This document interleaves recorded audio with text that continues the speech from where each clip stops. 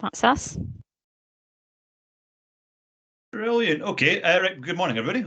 Welcome to the second of our online series exploring some of the key elements of the difficult pathway, I guess, from concept to commercialization. My name is Ali McInroy. I'm the CEO at Technology Scotland, who are the home of the Product Design Scotland network. Many thanks for sparing some time to join us this morning. Before we get started, just a little bit of housekeeping, although I guess you probably all know the drill by now. You'll notice that you're all on mute, and I would ask if you can keep it that way for the duration of the session. I'm not sure if you even have the ability to unmute yourselves, but if you couldn't, that would be great, so we don't get any kind of crosstalk. That said, we do want the session to be as interactive as possible. So I would encourage you to use the chat functionality to introduce yourselves, to make contacts, and most importantly, to post any comments or questions that you might have for our panelists as the session develops. Okay, so today we're going to be discussing the next 4 topics in our recently launched Product Design Scotland Toolkit, and those being outsourcing design and managing costs, stakeholder management, risk management, and requirements capture and management. And I'm delighted that we're joined by our 4 expert panelists who are going to help guide us through those topics, and then we'll make themselves available for questions at the end. Just before we get to that, I'll just very briefly introduce you to Product Design Scotland. We are a network that's part of Technology Scotland, who are the cluster management organisation for the enabling technologies sector in Scotland. We were set up, I guess, a few years ago now, really in recognition of the importance of product design within the wider innovation supply chain in Scotland. By definition, really, within Technology Scotland, we work with a lot of innovative companies, big and small, and often the difference between success and failure of any new and emerging technologies and products can hinge on getting the fundamentals right, of which product design is absolutely one of those. Alongside that, we're about raising the profile of Scotland's product design sector, and increasing visibility of the various constituent parts of the supply chain relating to design, and I guess fundamentally bringing together those technology providers and developers with those that can help them to commercialise their product. Okay, we don't do that alone, of course, though, and I take this opportunity to thank our sponsors and partners who help us to do this. First of all, to NMIS, who are our partners on this session as well, for being our network sponsor of Product Design Scotland, and also to Technology Scotland's overall sponsors in Scintilla and Enigma, who provide us support right across our 3 networks. And for an organisation like Technology Scotland, that's really crucial. And then finally, to our PDS partners, a number of whom you're going to hear from today, who have helped to set up and establish the Product Design Scotland network, but also have been fundamental in delivering the toolkit that you're about to hear a little bit more about over the course of this session. So in terms of the toolkit, this really came from an idea that started way back at the beginning of 2020, before we even knew what COVID was, I guess. And it was, I guess, built in recognition that we know that turning an idea into a commercial product is really difficult, and the evidence, is there to support that. We know it's hard, and we ran an event with the KTN way back in March 2020, which sort of looked at how you might navigate that journey. And that then spawned an online event series with them, and actually led to the KTN's own guidebook, Navigating the Design to Manufacture Journey, which I would absolutely recommend that you go and read if you haven't already. But also, we wanted to create something ourselves at Product Design Scotland to help people on that journey, and to provide a kind of short, manageable sort of pick and mix approach to some of the key elements and topics in that pathway. Obviously with a focus on design and those kind of associated elements. So we began to build what has now become our Product Design Scotland toolkit, and we are now at the stage where the first 7 of those topics have been published. Back in August, as those of you who were at our first event will know, we launched our first 3 topics around design process, building a business case, and IP management. Today, you're going to hear from the next 4, which were launched just last week at the beginning of, in middle of September. And then later on, well, in about a month's time in October, just before our next event on the 21st of October, we're going to be publishing the final, for the moment, 3 topics in our Product Design Scotland toolkit. So we look forward to those coming through. Okay, just as a wee bit of advertising for that last session as well. Obviously, you're here at session 2, but there is one more session on this looking at those additional toolkit topics, which will be on Thursday, the 21st of October at the same time, 10 till 11:30. So I do hope you can make it along for that one as well.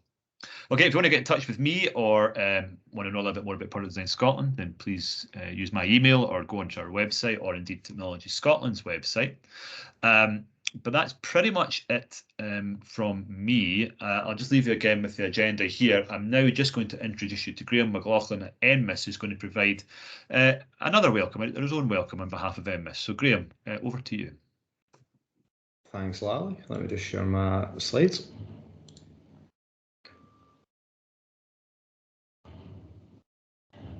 Okay, hopefully everyone can see it okay. Yep. Perfect. Okay, so hi everybody.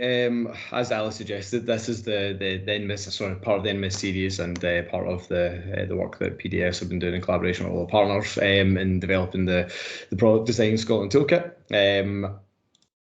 Just to give you a bit of background on ourselves and who National Manufacturing Institute are. So basically we're a group of research-led manufacturing, research and development facilities where research, industry and public sector work together to transform skills, productivity and innovation with a view to attracting investment to make Scotland a global leader in advanced manufacturing. So what will NMIS do? So basically the aim ultimately is to increase productivity and that is achieved by reducing barriers to innovation, stimulating investment and increasing manufacturing competitiveness, catalysing job creation and strengthening supply chain links, inspiring and attracting talent and equipping current and future workforces with the skills they need and the skills that businesses need. And also working with manufacturing businesses all sizes, and we're sector agnostic. We look across all sectors in Scotland, ultimately providing benefits across the whole of Scotland. So of course we don't do this in isolation. NMIS itself is operated by the University of Strathclyde, but supported by a whole range of other organisations and bodies. So there's a few examples of them here. For instance, Scottish Government, Scottish Enterprise, Highland and Islands Enterprise. We're actually part of the High Value Manufacturing Catapult as well. And we're supported in some of our activities around skills development with Skills Development Scotland. We're also aligned with Renfrewshire Council and the Scottish Funding Council. So just a little bit more of an overview on how NMIS is actually structured. So we're set up fundamentally originally as 2 specialist centres. Originally just the Advanced Farm Research Centre, but that grew into also having the Lightweight Manufacturing Centre with a focus on composites, etc. It operates a number of core elements, as shown in the diagram here.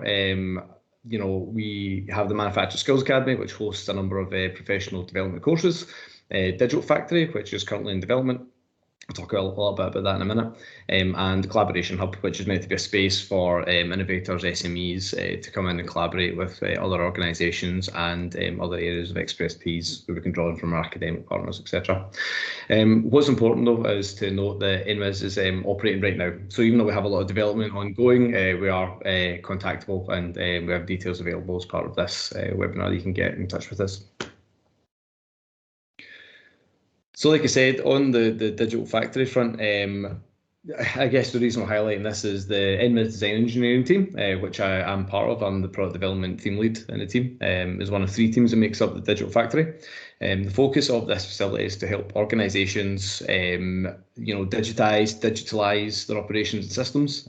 Currently, as I said, it's in its infancy, but it's been set up and developed to support a range of activities that we've shown here. And lean on the core expertise of its teams to support that development. So, things such as software and systems development, data analytics, design engineering, machining, and additive manufacturing, to name a few. And finally, as I suggested, as I'm part of the design engineering team, and they've been part of this networking collaboration here, just to advise, we provide a range of services and competence in the following areas. As we develop NMIS, we hope to grow these areas of competence and capabilities, but obviously with a view to better supporting our clients and partners. And I'll pass you back over to Ali. Brilliant, thanks, Graham. So that's your intro. That's your little starter for 10, and now we'll get into the main business of the session, which is to hear from our panelists. So just briefly before I introduce our first speaker, just in terms of format, we've got 4 panelists you'll have seen for the agenda. They've each got 15 minutes to discuss their topic areas relating to the toolkits that they've helped to prepare. What we'll do then is we'll run those back to back, and then we will have a Q&A sort of panel session for the last 20-25 minutes or so of today's session. So we do encourage you to submit questions using the chat function at any stage throughout the session, and we'll store all those up and present them back to our panelists at the end.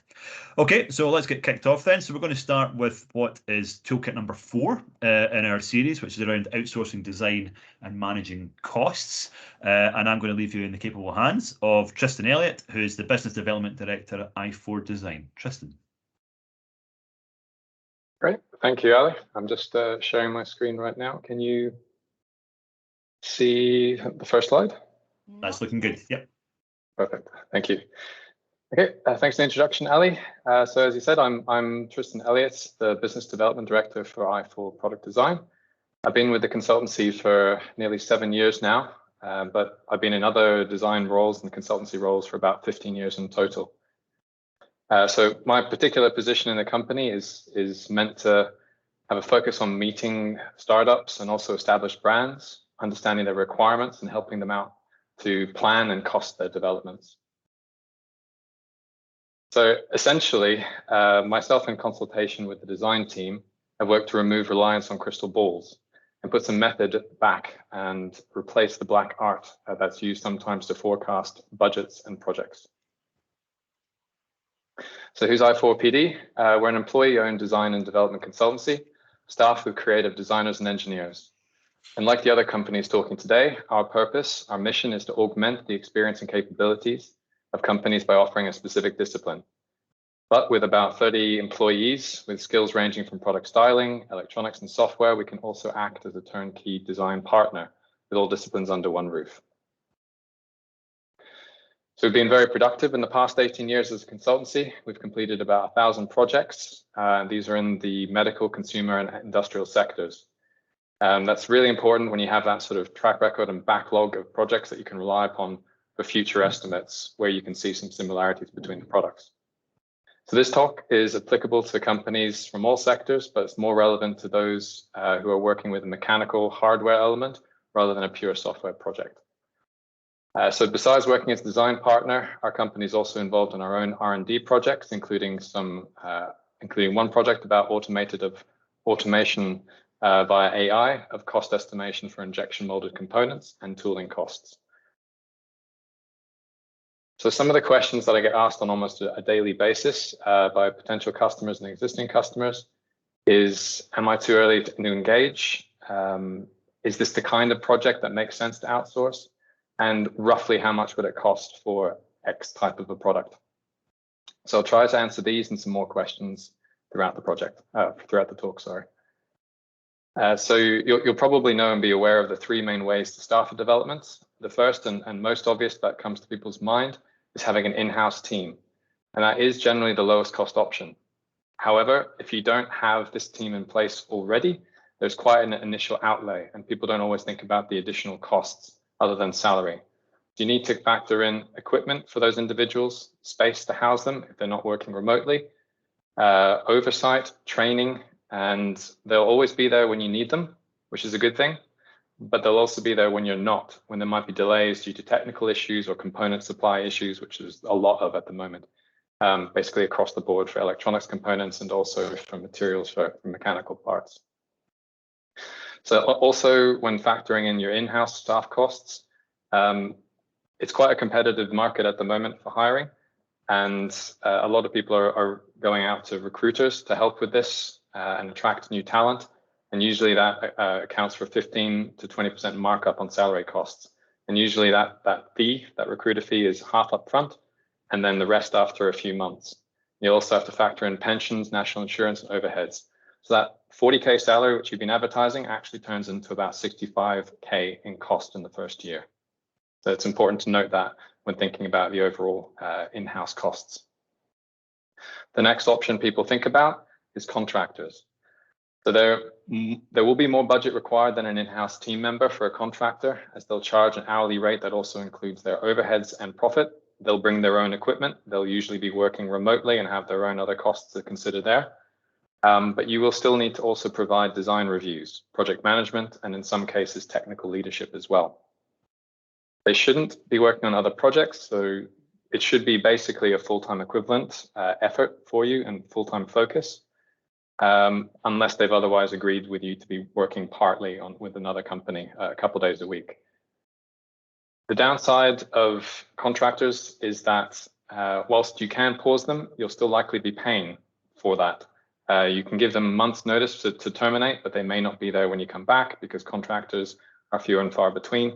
They're quite popular and they usually have repeat business for their customers. So if you pause them, you'll likely be paying for them unless you terminate, and you can hope that they're there when you come back.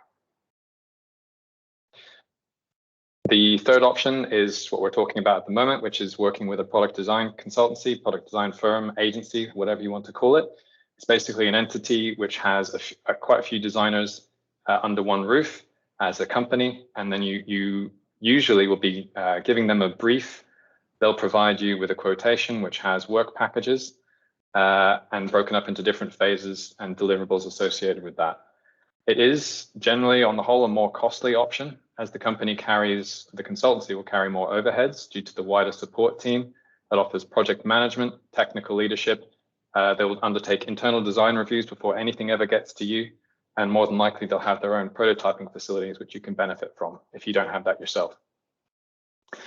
The consultancy will, however, have multiple projects on the go, but hopefully if they have good project management and account management, they'll make sure that you are a priority to them and they're working along an agreed timeline. It also, however, on benefit means that you can pause a project with a design agency. That's not necessarily indefinitely. I mean, we've had projects which have been paused for 3 months, 6 months, even a year, where you don't have to pay anything. It's just you pay up to the amount of work that you're doing, you put it on pause and you come back. And the benefit about most good agencies is that their staff will also be the same staff that can likely be brought back on if given certain notice as well. So this has been an important thing when it's had the effects of COVID, where we actually had quite a lot of projects, as you can imagine, put on pause for a period of time, whilst their particular industry picked back up again and they could feel confident that they could release funds to R&D. So getting onto the actual development costs themselves, the total development budget required to get a product through development into the market depends on the degree of complexity of a product. That's quite logical, but the main attractors to that cost are bespoke electronics, bespoke mechanical components, and if your product is actually targeted towards a regulated industries such as aerospace, automotive, and medical devices. So to answer in general terms how much it might cost for a development, I've provided a budget range for you. One of the first costs to consider is industrial design. That applies to products that have some kind of a styling requirement to give it an edge in the market, to give it an appeal for customers. That if it has an industrial, ergonomic effect, so if it has to be comfortable in the hand or be a wearable device. Those types of factors. So on the zero range, this is a product which is basically being bought off the shelf. So either from a manufacturer in the Far East that they give you the enclosure, you change the internals, or it's a box which is off the shelf that you house your electronics in, which is just a straightforward box with some limited branding. On the upper end, this is something where the client has said, I want an Apple-esque looking product, which has got sort of organic looking curves, very sculpted.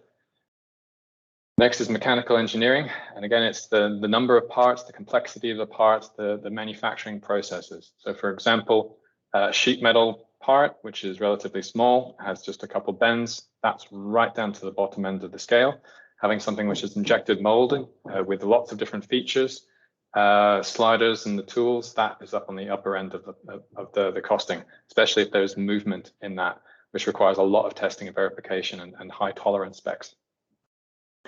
On the electronics engineering side, again, are there bespoke PCBs versus off-the-shelf sort of breadboard, Raspberry Pi type situations, which would be on the bottom end.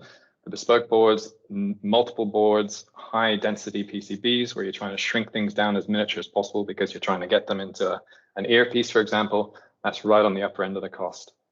And usually the embedded software costs, so that's the software that's running on the actual chips themselves, that is usually related to 2 to 4 times the cost of the electronics themselves.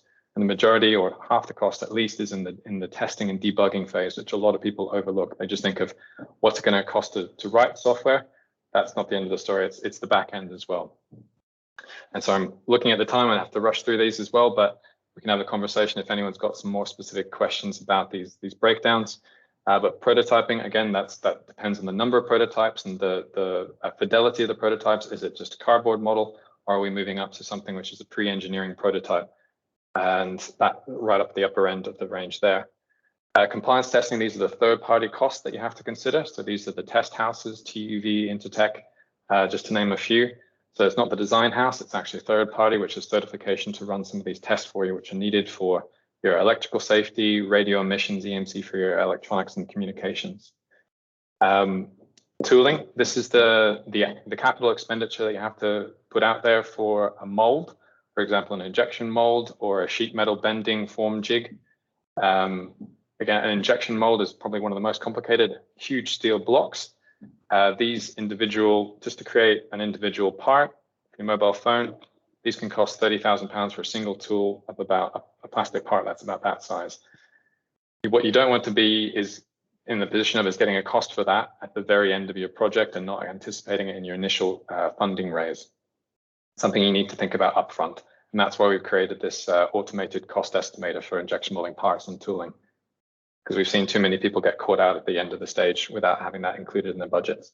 And then lastly but not least is your manufacturing setup costs. Again, out of sight, out of mind, people forget to keep some budget related to manufacturing setups.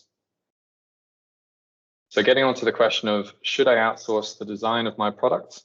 I've created a decision tree, and sorry if it's a bit hard to see on here, but it is in the product toolkit. The first question that you should be asking yourself when making the decision is, do you have the expertise in-house? Do you have it already, or do you have the time to recruit the people to join your project? If the answer is no, the next question to ask yourself is, does the internal team have the necessary capacity to complete the work? You might have an experienced team, but they're working on some R&D in a different direction from this other product, or maybe you're thinking about the next generation product. Next question to ask is, do you have the funding to complete the work? The only way that you'll know if you have the funding is to go out to tender for this work with 1, 2, 3, 4, whatever the number of design consultancies you want to approach. They should give you a budget based on a brief. Do you have enough to meet that those quotes? If yes, great, there's your answer. If no, you might need to go around the houses again. Can you refine the work packages, change the scope, reduce the scope, see if you can take on more than them? And can you now afford that based on the requote? If the answer is no, can you agree an alternative form of engagement where you don't have to pay the full fees in exchange for giving that agency some equity, royalties, perhaps a convertible loan? Not all companies will be geared up for this, but some of them may, so you can have that discussion. So if you can come to an agreement, great, get the ball rolling. If not, then you might have to see what other opportunities out there. Maybe reassess your timelines and see if you can hire or use contractors.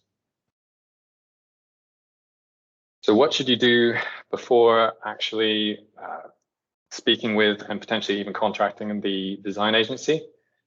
This is a key question that will help you reduce your budget where possible and give you more confidence of any in the reliability of any estimate that you get from a design agency. So the first question to ask yourself, and it's probably an obvious one to most people here today, is make sure that you've completed and summarized your customer research for that agency. As a product design agency, we ourselves generally expect people to have basic answers to questions like, what is your product's USP? Where will it be tested? What is the ecosystem around the product, such as servicing and connectivity? Will it be a subscription or a rental basis or purchased outright? Some agencies like ourselves can often help you with this, but there's often something that you actually can do yourself if given time. As an example, I've included a link here and I'll pop it into the chat as well, which is for a fundamental observation methodology, which you can use as a basis for generating some initial customer insights. There are many more resources available online from the Design Council and also IDEO. Another useful exercise you can complete before reaching out to a design agency is competitor research. Again, a logical choice, but be methodical about this. Conduct online research, but also, if you have the budget, buy and borrow units to do product teardowns. Understand what's under the hood, so to speak. This brings clarity on what your product needs to do, and also importantly, what it doesn't need to do. The greater the list of must-have features equals the greater associated development costs. So be cautious about what you think your product actually needs to do. So your requirements should leverage all the work you and others have done previously to pull together your customer and competitor research, as well as prioritization of your product's functionality based on stakeholder input. There's another talk coming up about stakeholder management, but you should very much include this as a basis for refining your early requirements. So if in doubt, seek advice from specialists like I4 Product Design and others in the Scottish Product Design Network. Some companies will charge you, but do be wary of those who offer doing this exercise free, because it will likely be a light touch with lots of assumptions and uncertainty included in it. Again, there'll be another talk on this topic, I think in the October session, about refining your product requirements. But this is generally the first phase of a project, which is the requirements and planning phase.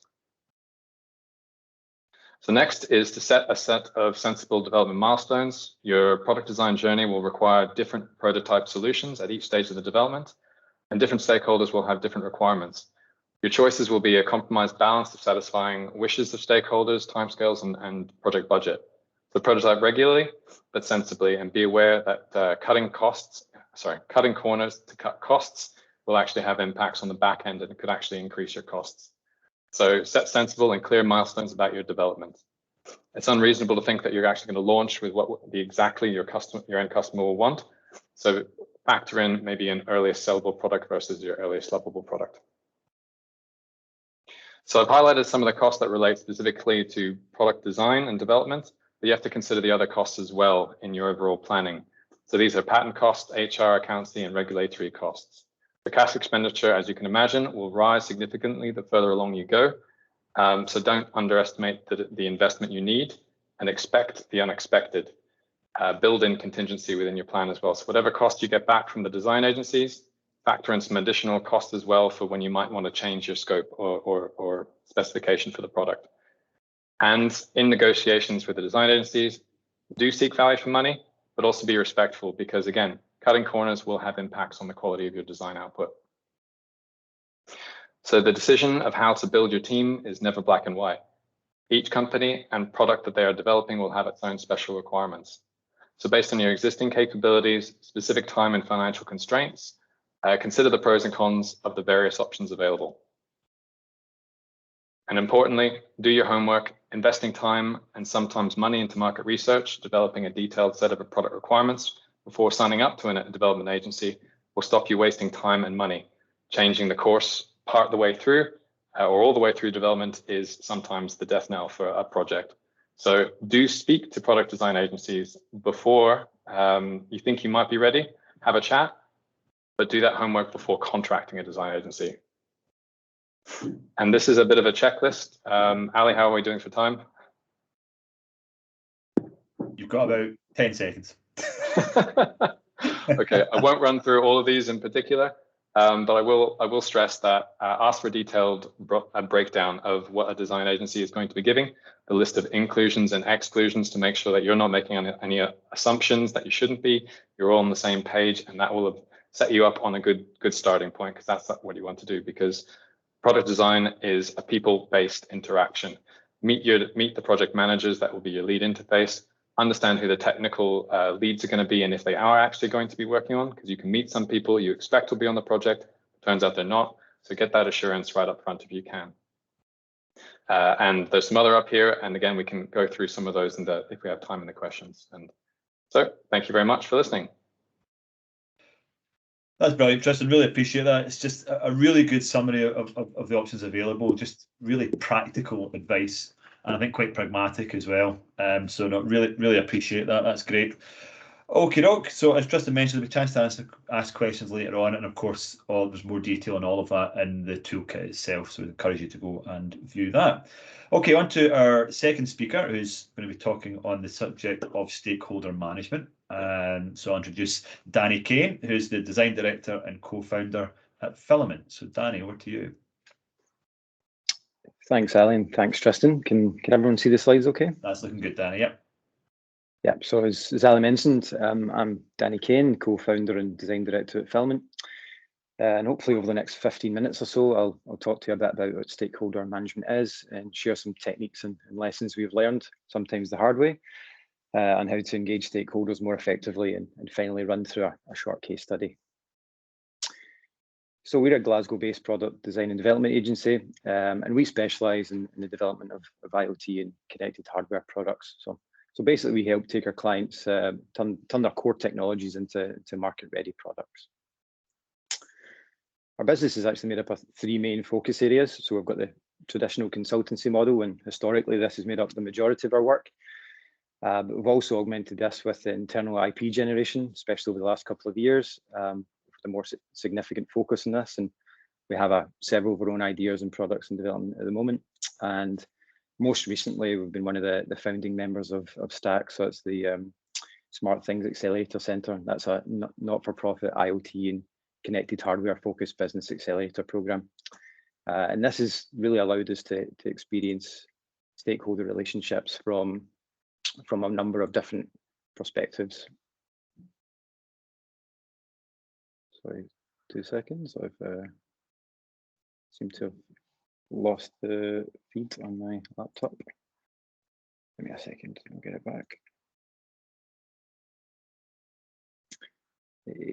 Does anyone know how you unhide once you've hidden the screen on the presenter notes? It seems to have my technical expertise could be written in the back of a postage stamp. Give me a second and I'll share again. No problem.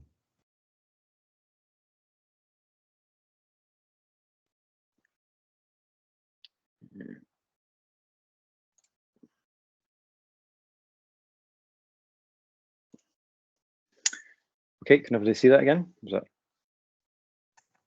Not at the moment.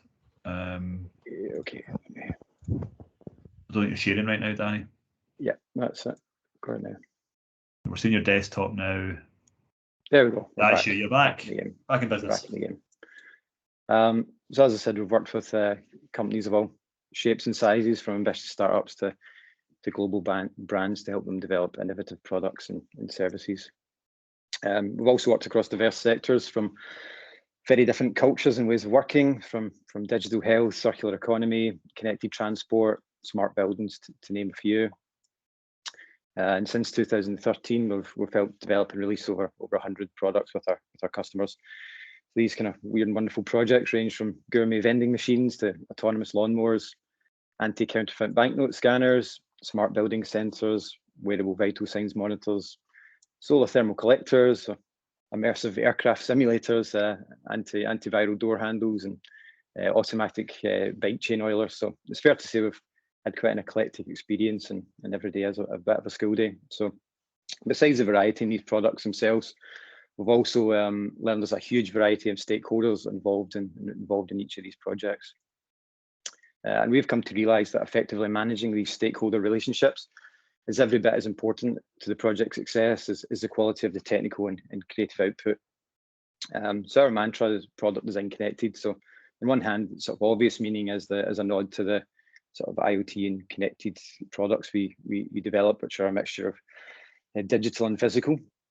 But this is also meant to represent, as shown through this lovely piece of abstract photography on our homepage, is how we help clients and connect to stakeholders and help them navigate the difficult product development journey.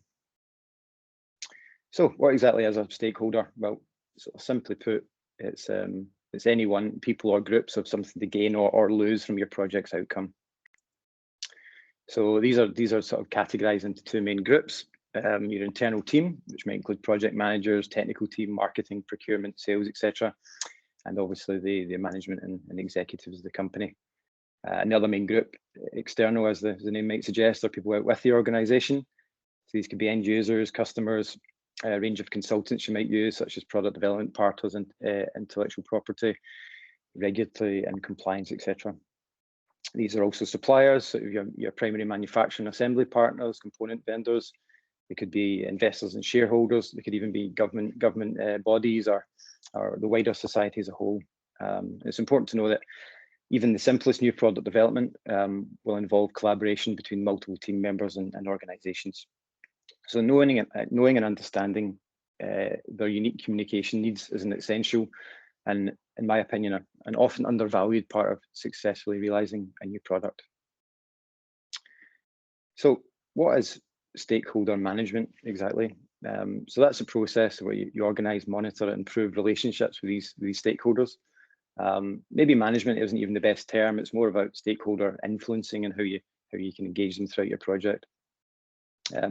Really the key to this is understanding and empathizing the needs and desires of each stakeholder, and that ultimately leads to a better project and developing better products. If done well, customers should feel valued, team members feel empowered, and suppliers feel engaged to support the project's common goals. So why is this important? So again, no matter how brilliant your idea is, it's almost impossible to commercialize it without strong stakeholder relationships. These can include co-developing and involving your customers in the product development journey, keeping your internal team motivated, and keeping suppliers on board, particularly key manufacturers. I think, as Ali's touched upon earlier, there's a bit of a saying in product development that hardware is hard, and the reality is the majority of hardware startups ultimately fail. The most common reason for this isn't really insurmountable technical challenges, but rather a lack of stakeholder understanding. So this could be not understanding the customer needs properly, missing in what an investor is looking for, or when a manufacturer relationship breaks down.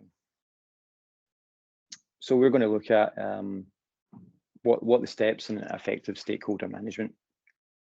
And the first step in this is to conduct a stakeholder analysis, and this will help you to define a strategy of how best to engage stakeholders at different points throughout the product development process.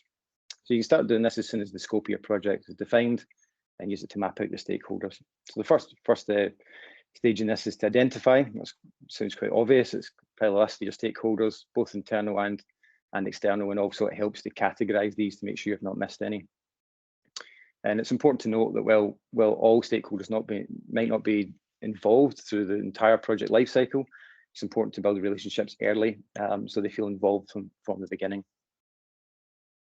So after you've identified who your stakeholders are, we move on to prioritizing them. And this is important as it helps you to know where to invest your resources at a particular time in the project. And we use this sort of rather grandly named power interest grid on the right-hand side here to help map the stakeholders against how much influence they have over your work and how interested you are. So if you look at this sort of 4-quadrant diagram over in the top right quadrant, you've got the high power, highly interested people. So it's really important to manage them closely and make sure they're fully engaged and make the greatest efforts to satisfy them. Over on the top left quadrant, you've got high power, but maybe less interested people. So it's important to keep them satisfied, but not bombard them with communications so they become bored with your message. And the bottom right, you've got your sort of low power, but highly interested people. So it's important to keep them adequately informed and talk to them, make sure there's no major issues. These people can often be helpful with the detail of your project throughout. And in the bottom left quadrant, you've got your low power, less interested people. So you're just really looking to monitor those relationships. And again, don't bore them with excessive communication. So an example of this would be a key investor in a startup might have high influence and high interest in your project, whereas your family, sort of maybe debatably, whether they have high interest or unlikely to have as much influence in the outcome of your project. And finally, we're looking to understand the stakeholders. So now we've compiled a list, we've prioritized them. It's how to best engage and communicate with them. The best way to do this is really have kind of short face-to-face meetings early in your project to understand a few key things and help build some insights about what motivates your key stakeholders, what they perceive as a role and responsibility, what resources are going to devote to the project, any reservations they have about project outcome, what influences their opinions, what impact the project outcomes have on them, and whether there's any existing anticipated issues or conflict with other stakeholders. And this process not only helps you to build a picture of your stakeholder network and how they interrelate, it forms your preferred communication styles and lays the foundations with relationships with each of them. It also gives you the ability to make informed decisions and how you anticipate stakeholders are likely to react. And it's important to note that this stakeholder analysis is just the first part of the whole stakeholder management process to give you the best chance of success. You really should need to monitor this throughout the whole project to make sure the goals and overall happiness of your stakeholders are kept in mind. So I'll run through quickly a short case study of a sort of an imaginary project based on some previous experiences we've had. So a little bit of background here is this imaginary company is a medtech startup, and they've developed a sort of novel AI-powered vital signs cloud monitoring platform. And they recently won a large government-backed grant to develop hardware to go along with this cloud platform to build a clinical decision support system, including a wireless wearable vital signs monitor. So the initial goal of this project is to develop a small batch of prototypes within a year for clinical validation trials. So the founders have decades of software development experience, and one of them's a trauma surgeon, so they have sort of specific industry knowledge. But what they lack is they've never developed a medical device or lack any sort of hardware or manufacturing experience in the team. So they're going to be relying on outsourced product development partners to fill in those knowledge gaps.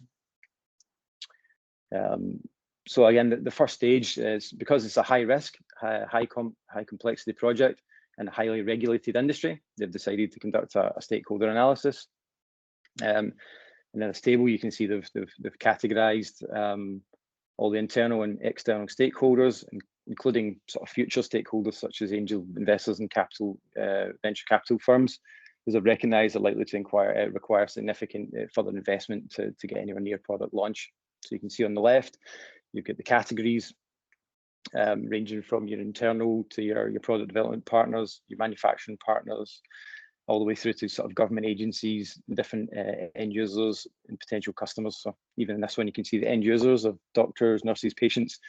Hospital IT can be different from the actual customers who purchase the product. And then sort of document the roles and responsibility and what the expectations are within their role.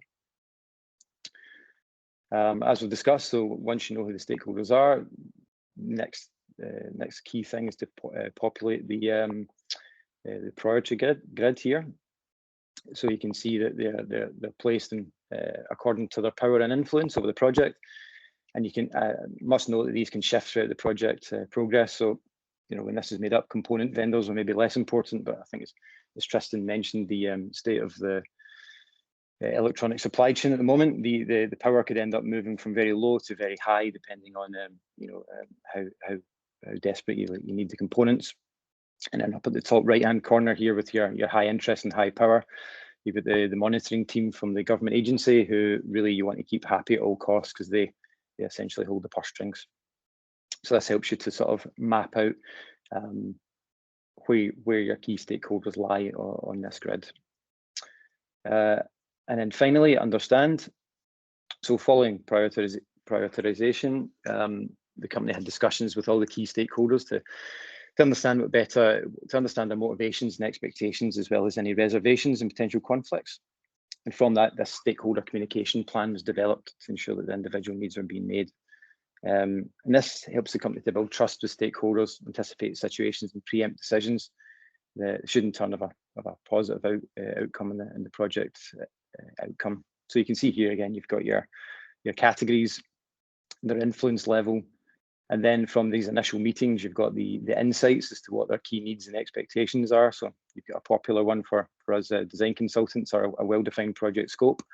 Then you go on to your sort of engagement strategy. You're going to have weekly meetings. What sort of tools are you going to use for project management and engagement, and then who the responsibility is. So you can work through that matrix, pulling out the engagement strategy and key insights for all your different stakeholder categories.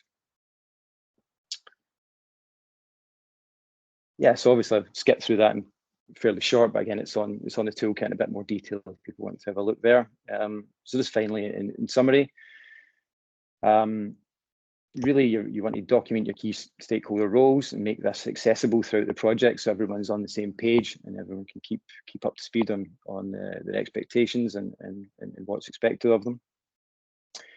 Again, decide on that key communication strategy and actually write it down. Far too often people just sort of skim over that or keep it in their mind, but really making a concerted effort to put it down on paper really helps you to focus your mind about how you engage with these stakeholders. And it's really a one-size-fits-all approach, and try to remember that too much information can be as frustrating as under-communication to a lot of them. And finally, remember they're human. So a key part of being an effective designer is having empathy for people that you design the products for, and try to gain a deep understanding of their needs, desires, and behaviour. And I think this can also be effectively extended to stakeholder management, except that humans do not always behave in a rational, consistent, and predictable way, and operate with an awareness of human feelings and potential agendas. And we understand the root cause of these stakeholder behaviours. You can also find there's a better way to work and maintain good relationships throughout projects. So thanks very much. I'll hand back over to Ali. Brilliant, thanks, Danny. And I really like the angle you took there at the kind of beginning and end around, having empathy for your stakeholders rather than sort of managing them like they're robots or whatever. I think that's a really important point. And also, I think stakeholder management, this idea of having a kind of methodical approach to it, a methodical approach to the mapping, etc., I think is going to be so useful to people as well. So thank you very much for that.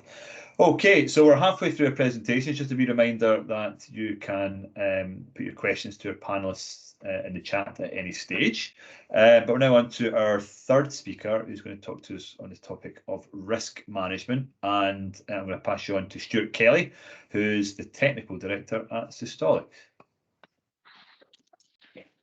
Thanks, Ali. So hopefully you can see my slides here. Looking good.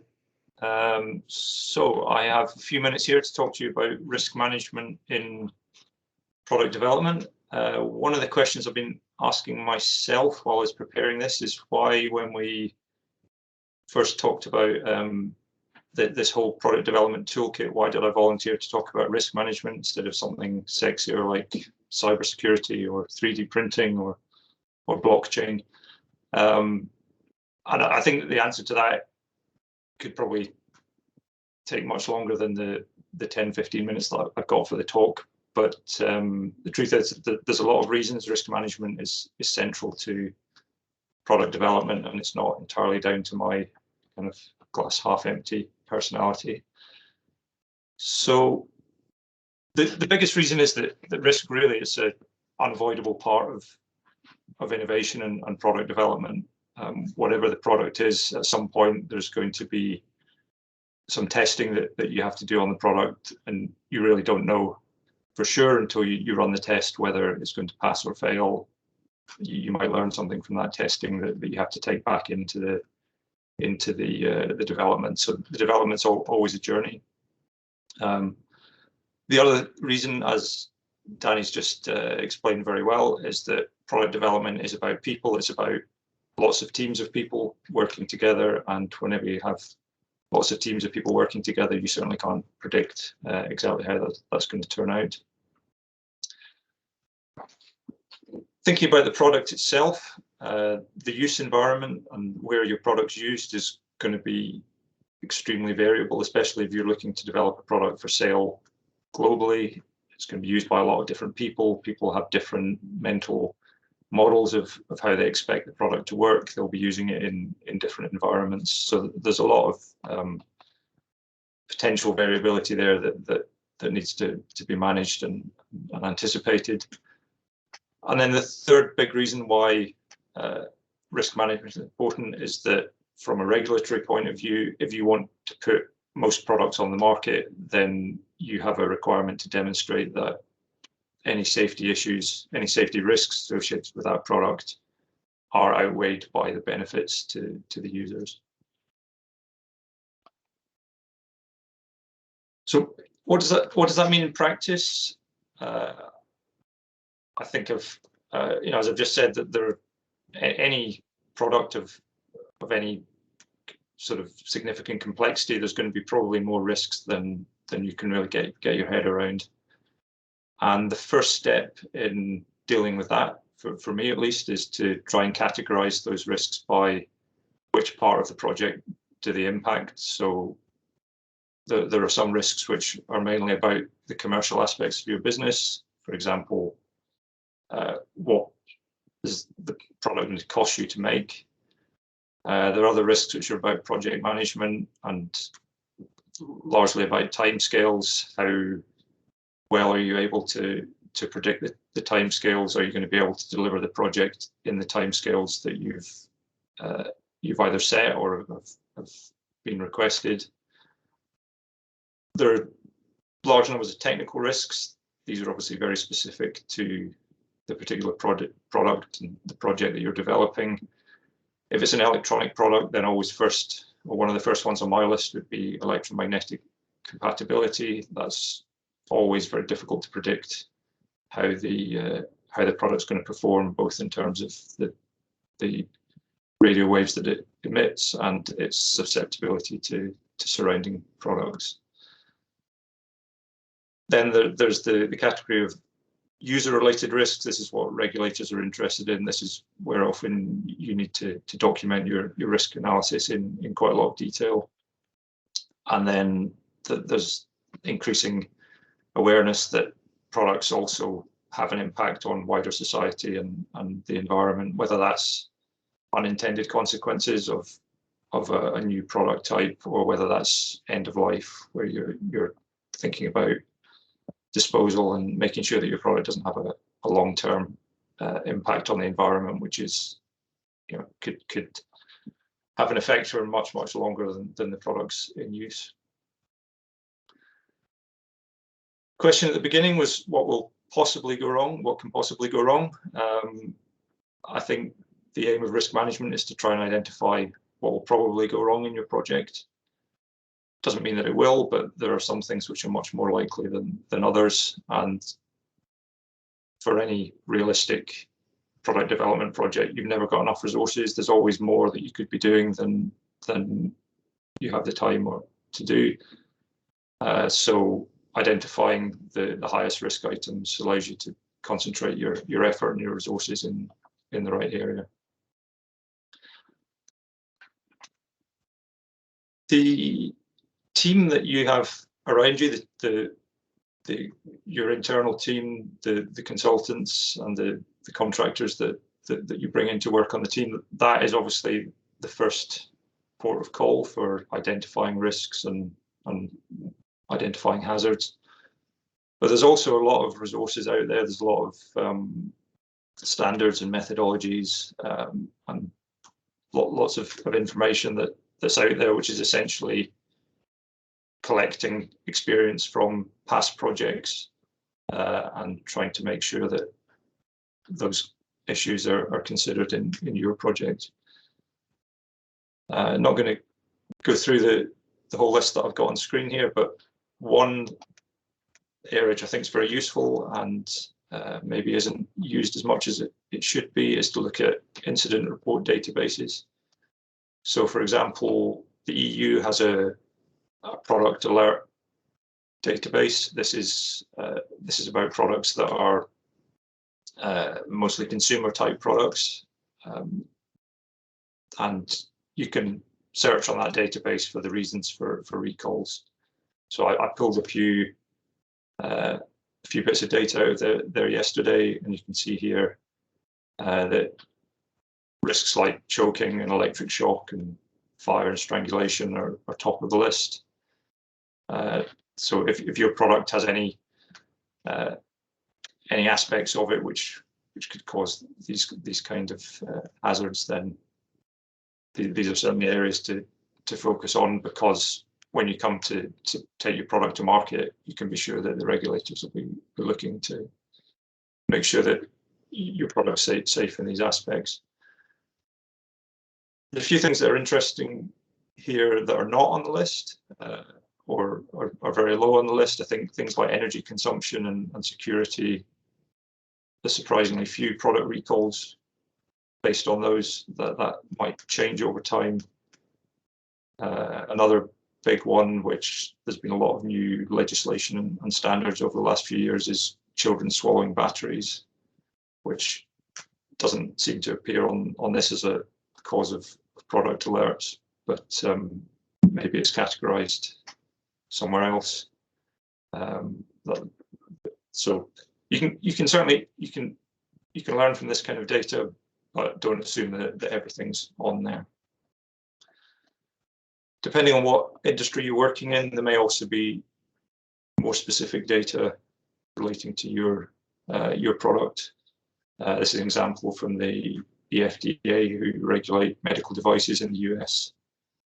Some very specific information here about pulse oximeters, and you can get similar data for all other types of medical devices that have FDA classifications.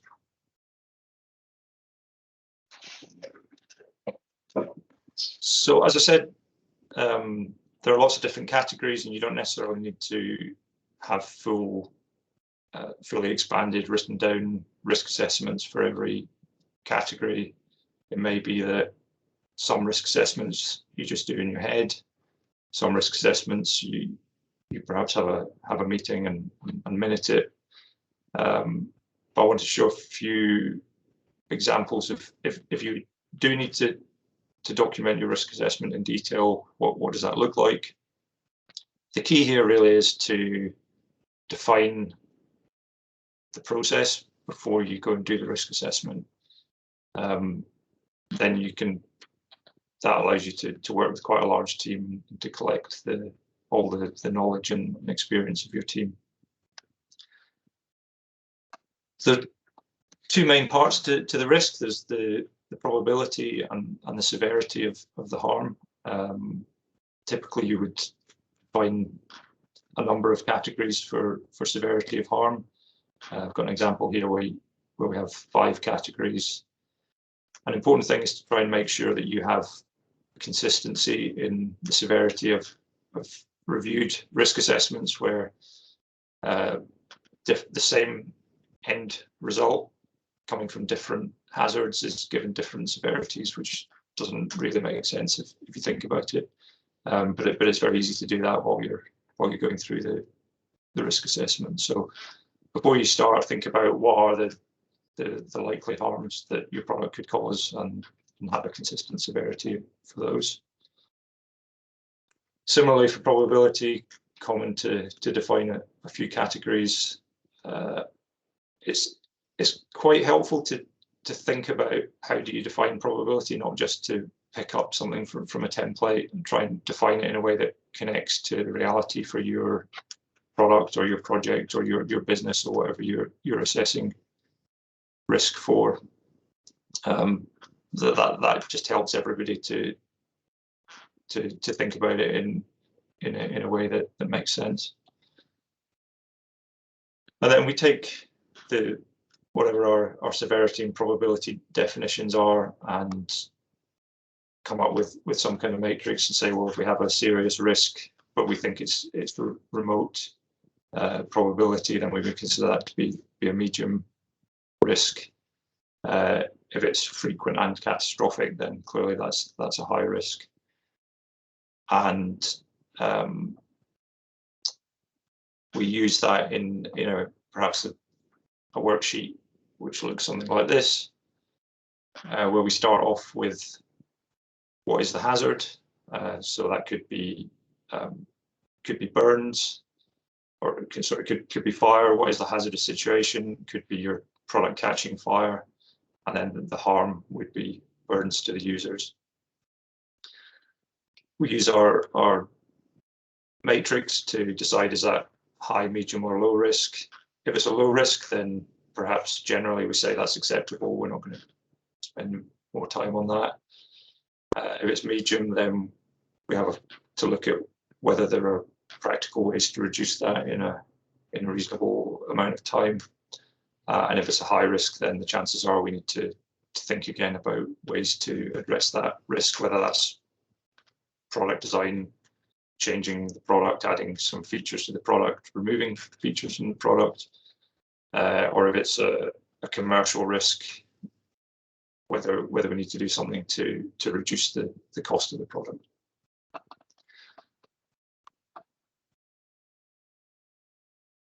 So that's just intended to be a fairly quick run through of the things to think about.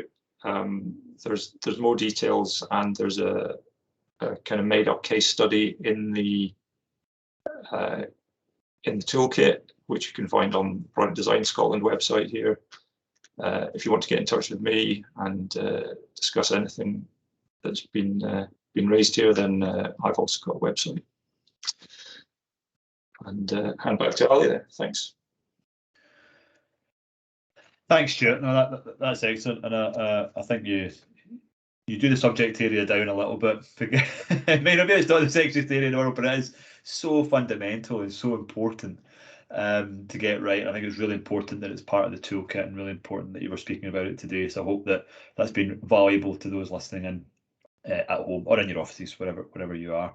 Okay, so we're on to our final speaker and our final panelist, and we're going to be now moving on to the subject of requirements capture and management, and we're joined by Francis Petit, I hope I'm pronouncing that right, who's the Principal Electronic Design Engineer at Mage Control Systems. So Francis, over to you. Thank you, Ali. It's Petit, just that's fine. It is. I wasn't sure if you had French heritage. Okay, perfect, thank you. Can you see my screen? Yes, we can. Thank you. Yes. Okay. Great. All right. Yeah. Well, thanks for the opportunity to present today, and also thanks both Ali and Amy for all the work that you've done to put this series together. And other people at Mage have really enjoyed the interactions we've had with PDS over the years, and yeah, we look forward to more opportunities in the future years as things kind of open up more. So my name's Francis. I'm the Principal Electronics Design Engineer at Mage. I've been here since the founding, which was 6 years ago. I was actually the first engineer that they hired, and I've had 2 years industry experience before joining Mage. So we're now up to 24 staff. We've got electrical, mechanical, software, embedded firmware, production staff. We cover a huge range of industry sectors, from aerospace, industrial design, medical, renewables, oil and gas. So we also like to say we're technology agnostic, a bit like NMIS. Our technology stays the same. It's kind of based around sensing, movement. Could be motor control, power electronics, IoT sensors for an environmental monitor or something like that. Okay, so I'll just start my presentation. So requirements capture is typically, it's not the kind of interesting so an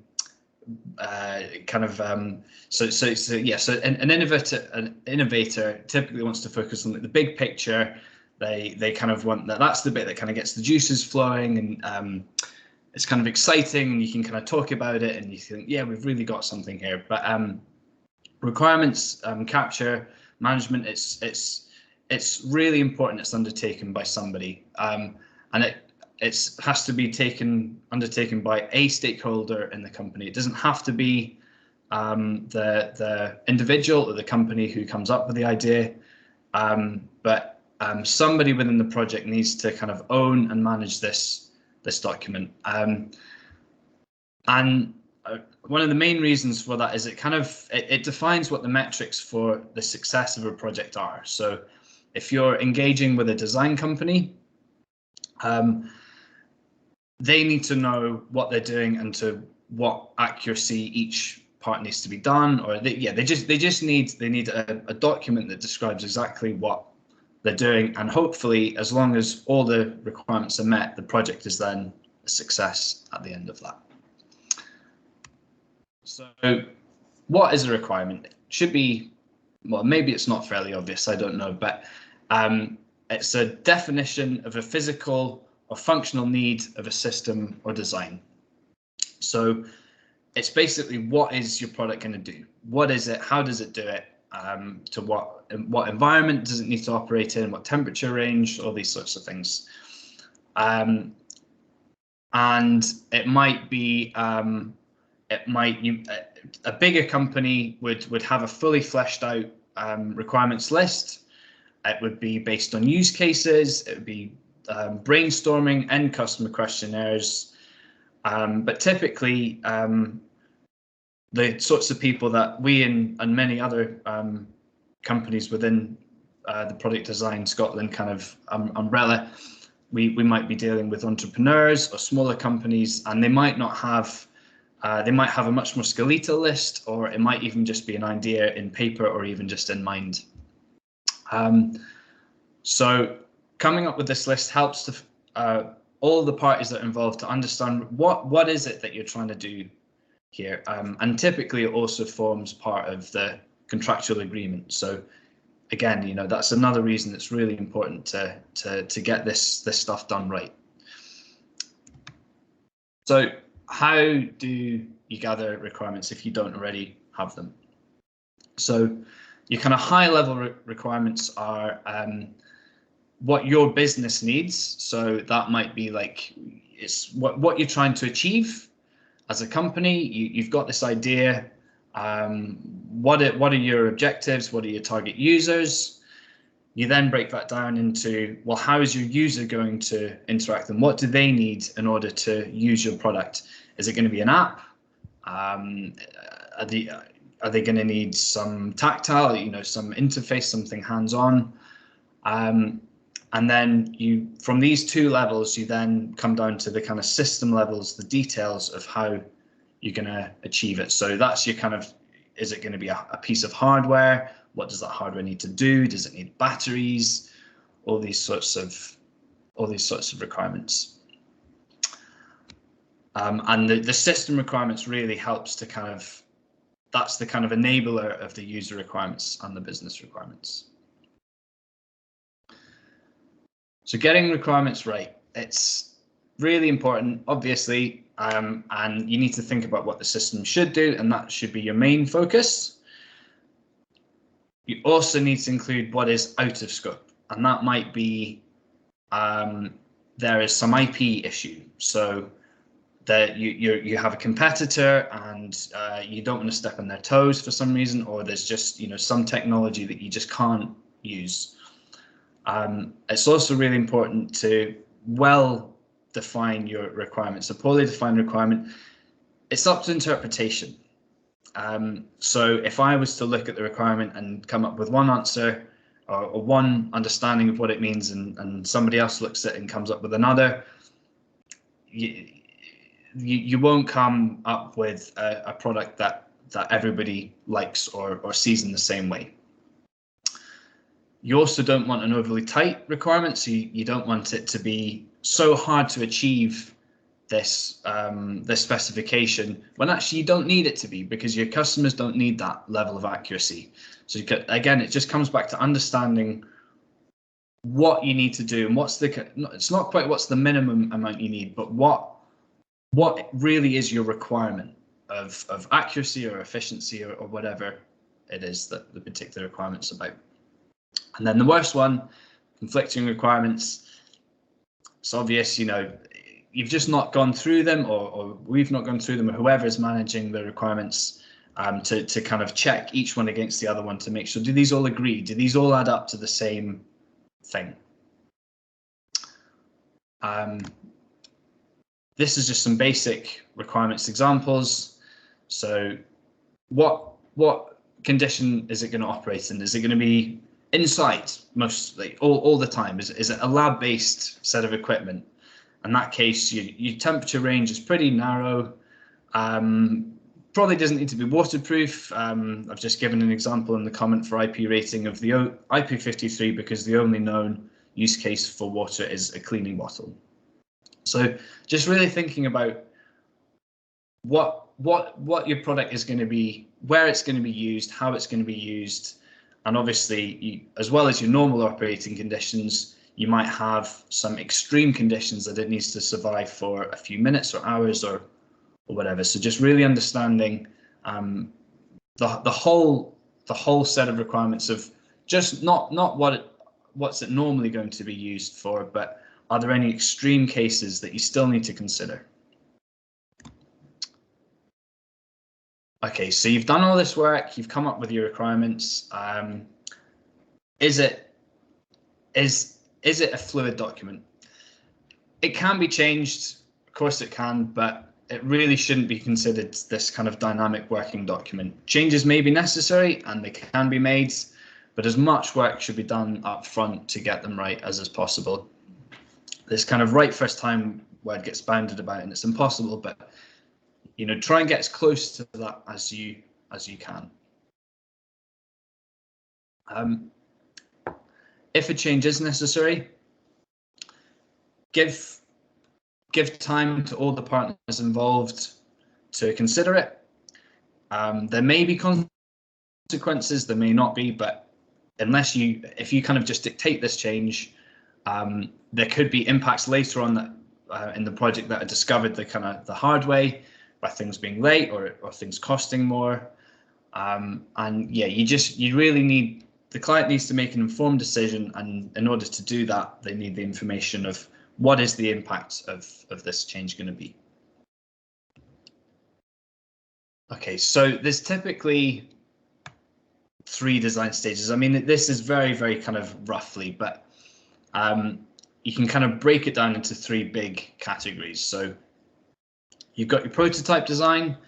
This is typically a really rapid design cycle, probably using off-the-shelf parts. The goal will depend on what the client needs, but it might be to make a demo to an investor. So it may not look anything like the end product, but have some rudimentary function, or it may just be a cardboard cutout, so it'll look like the final thing, but have no or very limited function. And it's a kind of like a finger in the air, like, is this going to be something that people will want, or do investors see this the same way that I do? You then go into your second stage of development, which is developing your kind of minimum viable product. So that this is like the minimum feature set you need to test functionality, gain user feedback, maybe sell a few units, maybe give a few away. It will have much stricter requirements, but there's still a bit of wiggle room just to get the job done. So maybe a few extra requirements are dropped for this stage, you know, just to get it down in a timely fashion. Once you've then got your user feedback, you've got your outside world confirmation or not, or feedback of any form, you then feed that into your product candidate, your first product candidate. Hopefully at this point, it's got your full set of requirements implemented, and it still needs user tested. You still need to verify that this product candidate 1 is the one that is suitable. But it should be, at this point, it should be pretty close to your final product. You might need to repeat each of these 3 cycles multiple times. It's very, very rare that you manage to get a single prototype, a single MVP, and then a single product candidate. There'll be multiple iterations within each of these. Sometimes you even need to jump back through stages. Yeah, hopefully you managed to get through all of these stages and come up with a final product. Okay, so this is just some kind of common pitfalls.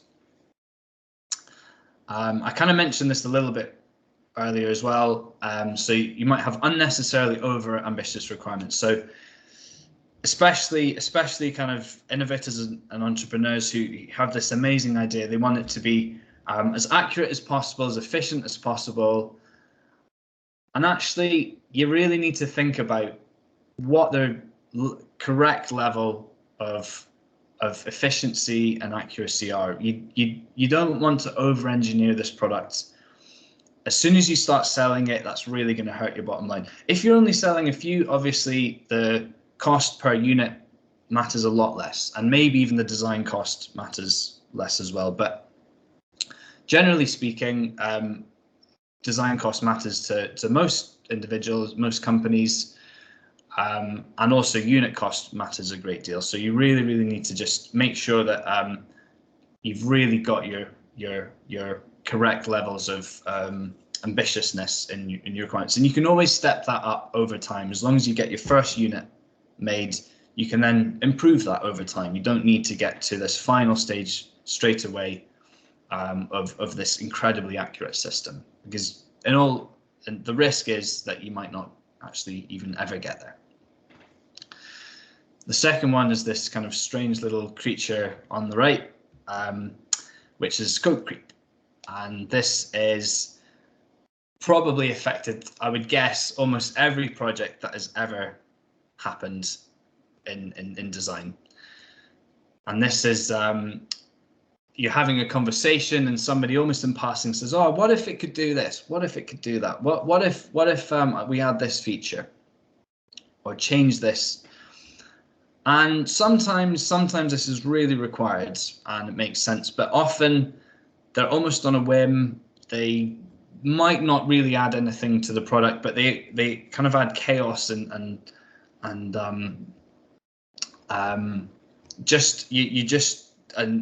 delays and extra cost. And it may seem trivial to the person who said it. It may seem like a really small suggestion.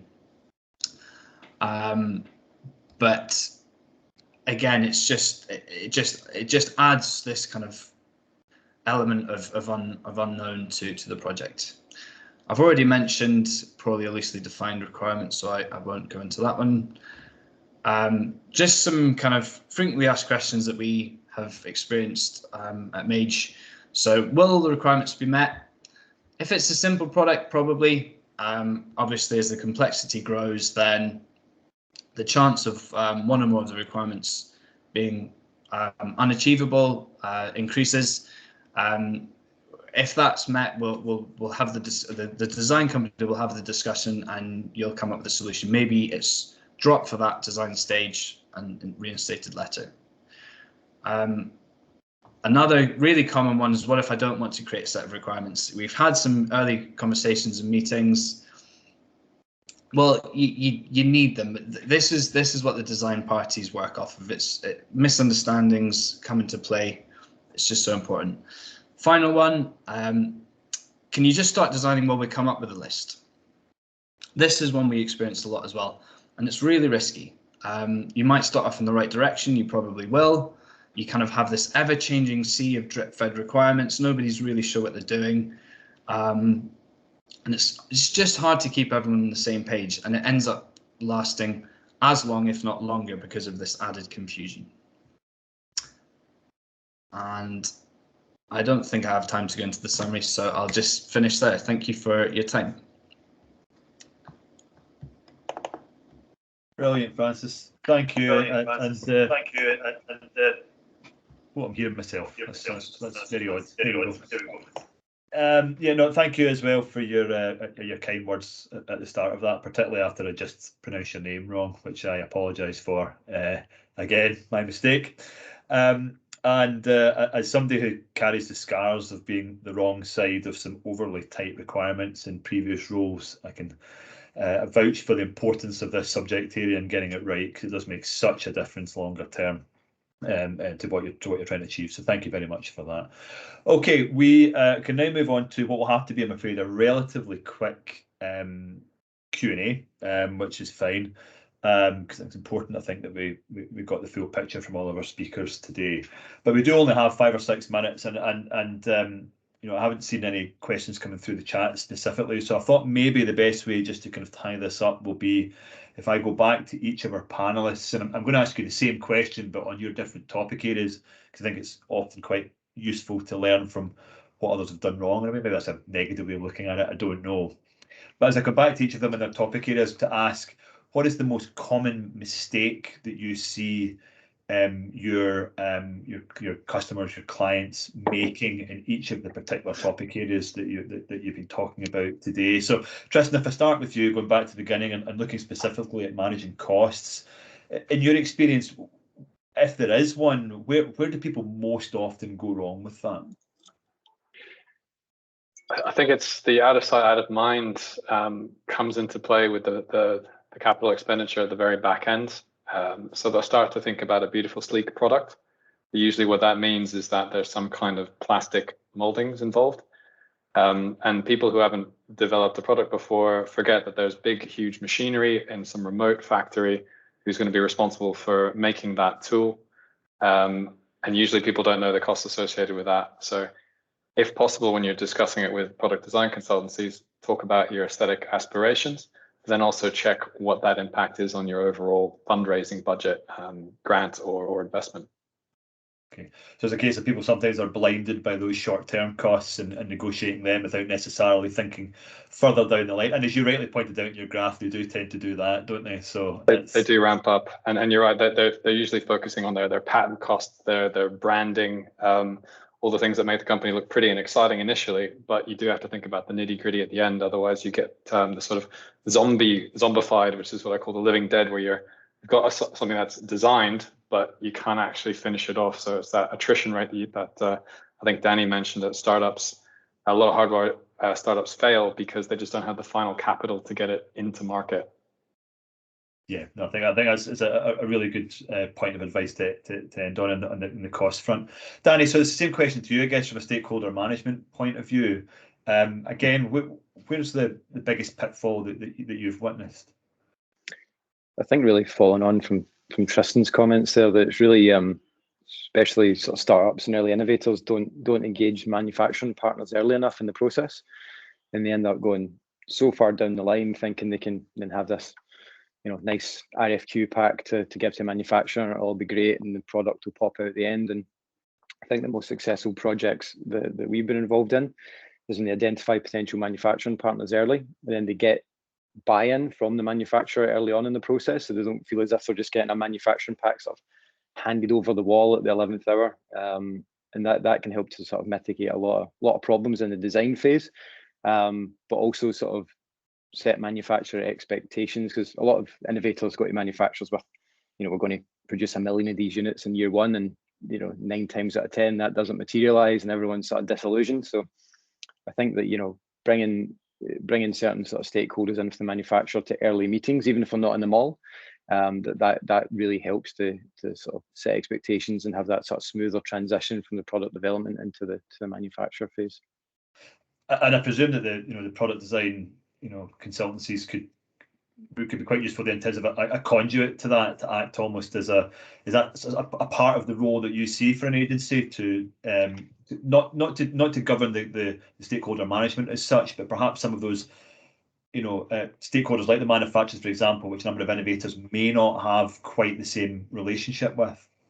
Yeah, I mean, I feel that probably the same for all the other people on this call, but beyond just the sort of technical services we offer, our roles to sort of join the dots and help sort of handhold through that sort of product development journey, and help to sort of connect to manufacturers. And sometimes it's hard to find manufacturers, particularly when you've got startups who are interested to speak to them and be involved at an early stage, because they're looking at, I'm going to have to put a lot of resource into this relationship building, and then it might never materialize. So I think that we've worked hard to sort of find manufacturers that are willing to work with certainly startups and innovators at that early stage, and willing to have a bit of skin in the game, if you like, at those early conversations. So I think that it is finding those sort of the right fit between these stakeholders for certain types of projects, whether it's a multinational you're working with, or whether it's an innovator or a startup who's got very little experience and needs a bit more guidance.